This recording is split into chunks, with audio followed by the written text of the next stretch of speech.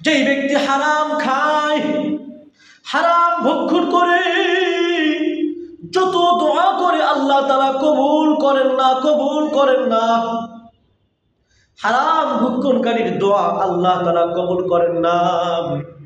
হাদিসের মধ্যে নবী করিম সাল্লাল্লাহু আলাইহি ওয়াসাল্লাম বলেছেন, হাদিসের মধ্যে নবী করিম সাল্লাল্লাহু আলাইহি ওয়াসাল্লাম বলেছেন, যেই ব্যক্তি হারাম মাল খায়, যেই ব্যক্তি হারাম পানি পান করে, সেই যত দোয়া করে আল্লাহ তাআলা তার কোনো দোয়া কবুল করেন না।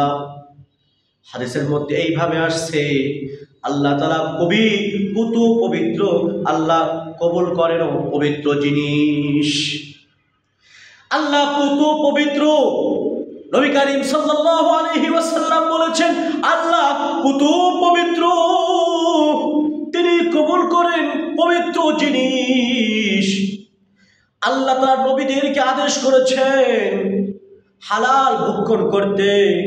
আল্লাহ মুমিনদেরকেও সেই আদেশ করেছেন হালাল ভক্ষণ করতে। নবীদেরকে বলছেন হারাম থেকে বাঁচো, মুমিনদেরকে বলছেন হারাম থেকে বাঁচো।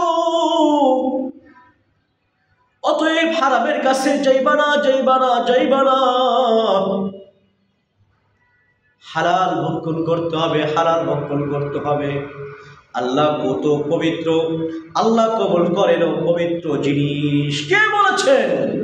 সাইয়্যিদুল মুরসালিন মুহাম্মদুর রাসূলুল্লাহ সাল্লাল্লাহু আলাইহি ওয়াসাল্লাম বলেছেন। এরপরে নবী করিম সাল্লাল্লাহু আলাইহি ওয়াসাল্লাম বলেন, যেই ব্যক্তি, যদি কোনো ব্যক্তি মাথার ঘাম পায়ে ফেলায়, সফর করে, অথবা যে কোনো কাজ করে, কাজ করতে করতে করতে করতে তার মাথার ঘাম পায়ে পড়ে, এমন অবস্থায় যদি সে দোয়া করে, আল্লাহ তাআলা আমাকে এটা দাও, আল্লাহ আমার এই দোয়া কবুল করে নাও, আল্লাহ আমার ওই দোয়া কবুল করে নাও। আল্লাহ তাআলা বলে, বান্দা তুমি হারাম ভোগ করেছো, বান্দা তুমি, তোমার পানিটাও হারাম, তোমার খাবারটাও হারাম, হারাম রিজিক খাইতে খাইতে তুমি এই পর্যন্ত আসছো, তোমার দোয়া আমি কবুল করব না,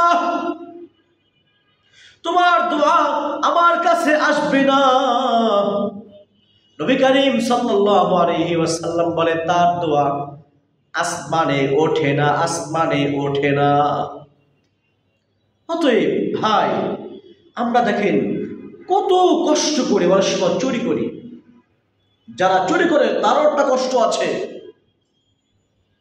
যে ব্যক্তি চুরি করে তার কষ্ট আছে, যে ব্যক্তি ঘুষ লেনদেন করে তার একটা রিস্ক থাকে, রিস্ক, কখন চাকরি চলে যায়।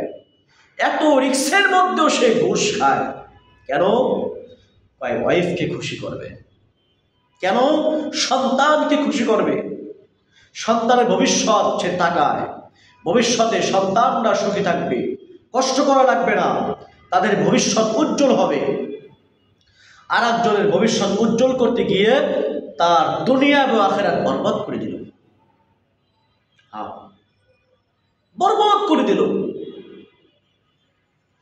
যারা সুদ খায়, যারা ঘুষ খায়, এই দেখেন হারাম মাল ভক্ষণ করে, এরা যতই দোয়া করুক, যতই দোয়া করুক, আল্লাহ তাআলা কবুল করেন না। এদের দোয়া আল্লাহ তাআলা কবুল করেন না।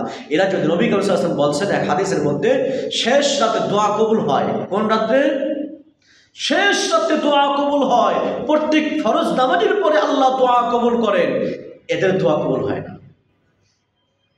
যারা হারাম মাল ভক্ষণ করে, যারা হারাম মাল ভক্ষণ